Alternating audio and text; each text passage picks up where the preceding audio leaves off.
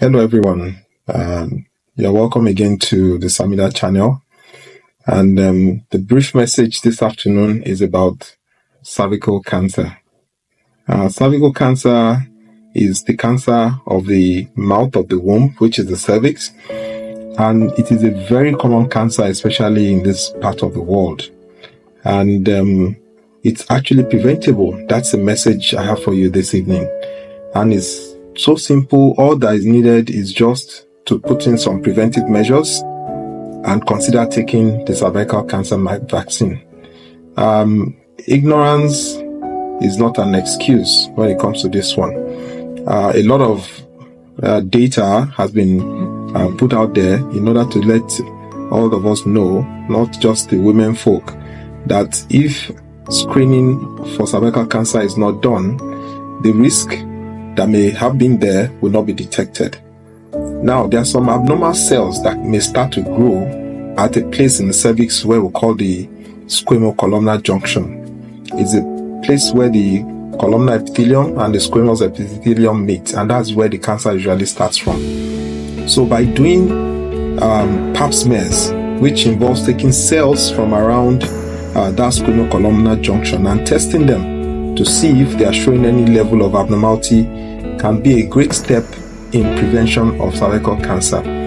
Because if the cells that are seen are abnormal, then various tests are available to treat those levels, which may include doing a colposcopy and biopsy, could include doing a cone biopsy, or even doing some coagulation of those cells in order to stop them from going on to become full cancer.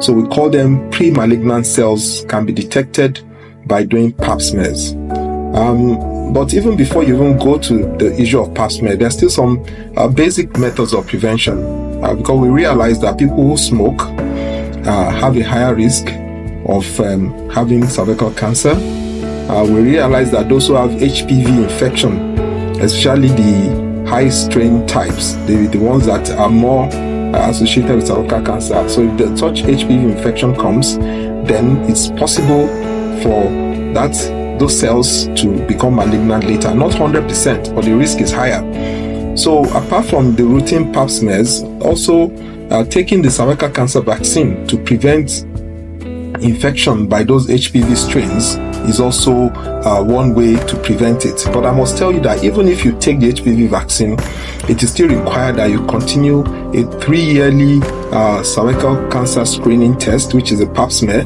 if the ones you've done before are normal. But if they are abnormal and they need to do any of the intervention I mentioned, there may be need to do those pap smears more often. If a woman who has been having a regular sexual life before suddenly starts having bleeding after meeting sexually, it's also an indication to quickly go to the hospital and have the cervix checked out, because bleeding after sex is also one of the symptoms that have been associated with early onset cervical cancer.